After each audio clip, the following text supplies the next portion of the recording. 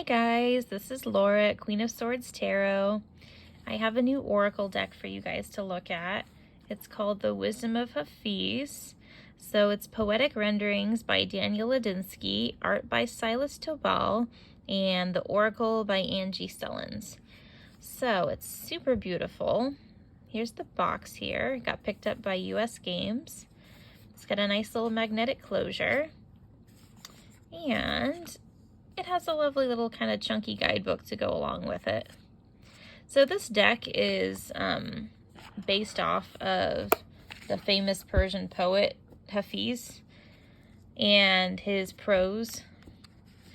So let me just read you a little bit from the beginning of the guidebook to kind of, if you don't know who the poet is, to orient you.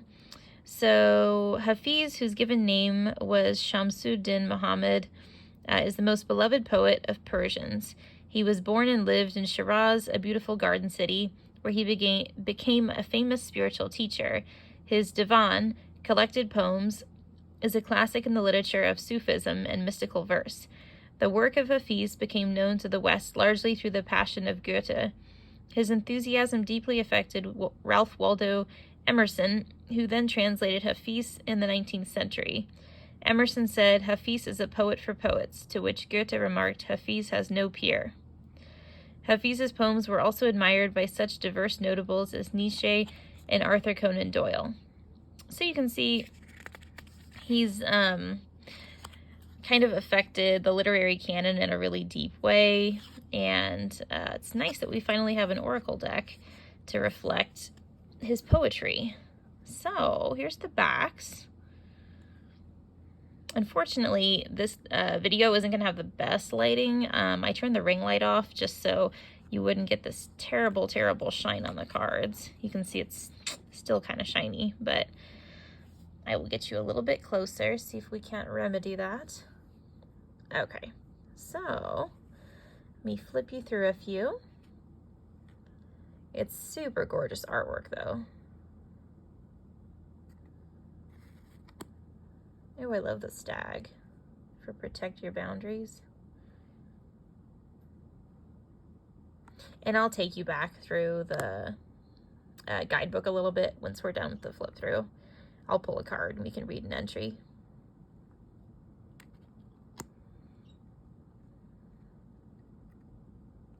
This deck definitely reminds me of, I think it's the Yogic Path Oracle. It's kind of similar in terms of the artwork.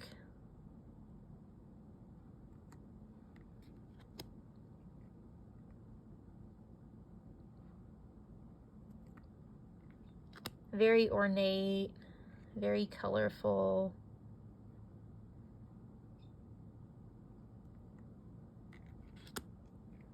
Lots of lotus flowers. So pretty, I love it. I do like it as an oracle deck too, because I'm kind of getting picky about buying oracle decks at this point. Because I don't necessarily like the ones that I don't like the ones that have just a word at the bottom. Like, for example, if this one just said tiger at the bottom, I kind of find it hard to work with those. Because then I end up, like, going to the guidebook, and it kind of breaks up my whole routine in terms of the reading. I have to go to the guidebook, and I don't necessarily enjoy feeling like I'm locked into always this process of picking the card and then interrupting my whole reading with pulling out the guidebook and having to be stuck to that guidebook's definition of what the card is. I don't know, I guess maybe that's just a me thing, but it feels very like it's disjointed then. But then when you have oracle decks like this, where it has, kind of a broad key phrase, something that speaks to kind of more just the human experience, or it can be used in a lot of different readings. It can answer a lot of different questions. I never really find myself like having to go to the guidebook. I mean, I could if I wanted to. Like, certainly with this one, it seems like a pretty good guidebook, so I definitely might. if it's like a one card pull or something like that. But if I'm, you know, using it in a bigger spread, then I don't like have to, which is super nice. It doesn't disjoint the process as much, which I enjoy. Sorry, my bird is like chirping in the background here.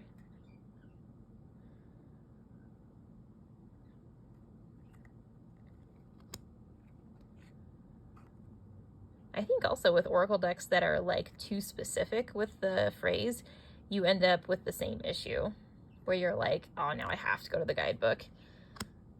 And then I'm stuck with whatever definition that is. But anyway, side rant, side tangent aside.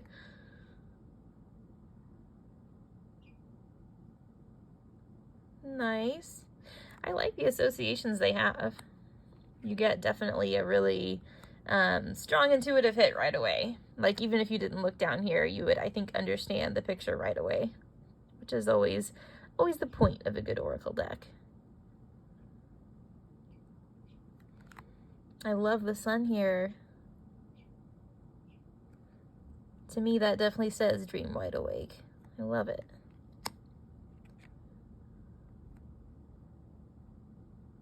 This also kind of reminds me of, oh gosh, it's slipping my mind. But, oh, a certain Oracle deck. It's an Oracle and a Tarot as well. Oh, Oracle of Mystical Moments. That's it. A little bit of that. Kind of like a blend of that one and the Yogic Path.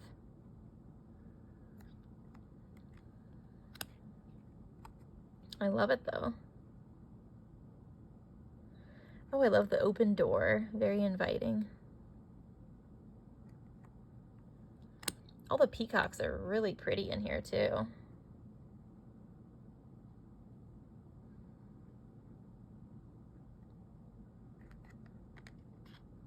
There's definitely some like more original key phrases too, like ask for help. This one not so much. You tend to see that one a lot, but and I'm not like a huge fan of that one.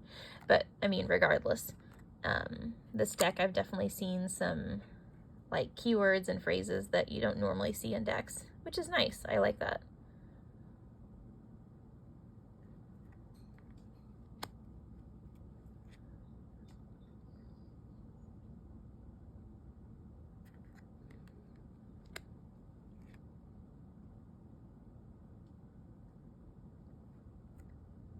I think also someone who doesn't even know Hafiz like would enjoy this deck. You don't have to know his poetry or him to really enjoy it. Oh, another peacock. Beautiful. Love it.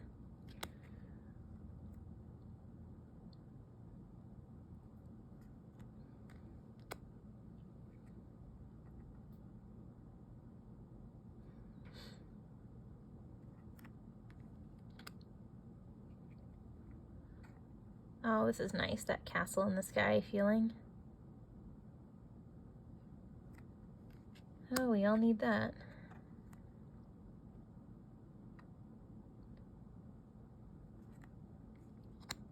Oh, look, it's Frida. Ah, I love it.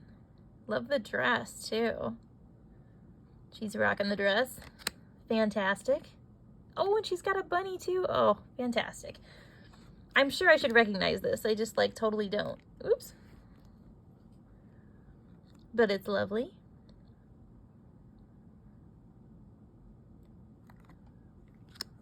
Okay, we're, like, meshing piles here almost. Okay, organized. There we go.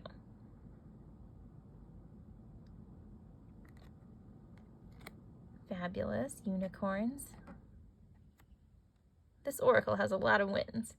We've got peacocks, we've got unicorns, we've got Frida Kahlo. Wins all around. Are these lorikeets? Cool. So pretty.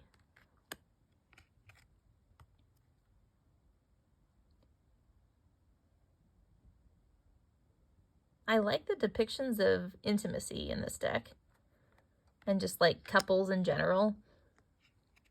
Because they're really I don't know, they're done not only in a tasteful way, but also in kind of a non-binary way. Like, you're not immediately, oh, that's a man, that's a woman. You know, you can kind of intuit whatever gender that you want onto the couples, which I think is really nice. It makes the deck more versatile, too. Yeah, I like this one as well. I don't think there's any distinct gender in general, which is really nice.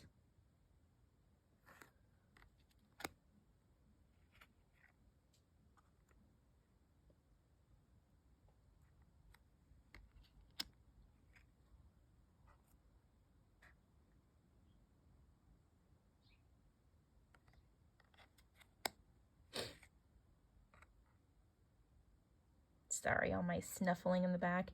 You can tell May is upon us and all the allergies that go along with it.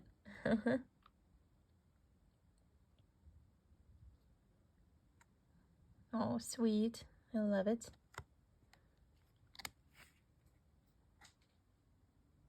Oh, this is nice. I like the sense of isolation, kind of like listening to yourself. Cool. I like it, I like it. Well, that is our deck. So far, I'm really enjoying it. I think I'm probably going to use it to like maybe open my drawings, do like a daily card pull, and that kind of thing. Oh, let me give it a quick shuffle for you guys, just so you can see. So far, as I'm handling it, it feels like it's got quite a bit of give in terms of the cardstock. And unfortunately, it's very glossy, you know, hence why I have the light off. But regardless, let me give it a quick shuffle for you. And it shuffles actually very easily. I mean, it's pretty thin. Also, there's only, what, 45 cards, so I would expect it to shuffle pretty easy. Okay, so that is our deck here. Let me give it a quick little card pull for you, and we will do a reading. Check out the guidebook a little bit. Okay, what do we have? We have Offer Up Gratitude. All right, let's scoot in and read the book. Beautiful. Okay. They're nice kind of little compact entries here too, which I like. Okay, so Offer Up Gratitude. I like when the dawn or a tree so touches my heart, my eyes fill with tears and thanks.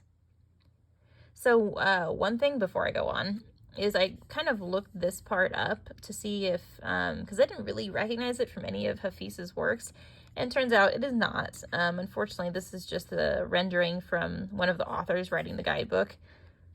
But, you know, which is nice. I do like it, but unfortunately there's nothing from actual, you know, the works of Hafiz in this book, apart from that little quote at the beginning, which is kind of a shame, considering the deck is a, you know, sort of ode to him. I wish that there was maybe some poetry of his or maybe a quotation of his for each entry. That would be nice, but unfortunately they decided not to do that. Anyways, moving on. Just a little criticism. So anyways, Offer Up Gratitude. Whatever is going on right now, give thanks for it. Even if it's a crisis that stripped your heart bare, you can't see it now, but it's all happening for you. You've survived 100% of all your blessings and traumas to date, and all of them have created a unique force field that wouldn't exist without your journey. And gratitude expands that force field. Use it to manifest a life of wonder. Yeah, I like that. Very nice. Kind of got a Three of Swords tower type vibe to it. I like it, I like it. Well, whoever decided to kind of make it more compact, I think it was a good decision. All right, so that is our deck. If you guys want to leave me a comment, whether you plan on getting this deck, if you already have it and you're enjoying it, I would love to know about it. Leave me a like or a comment, whatever you please. And as always, we'll see you next time.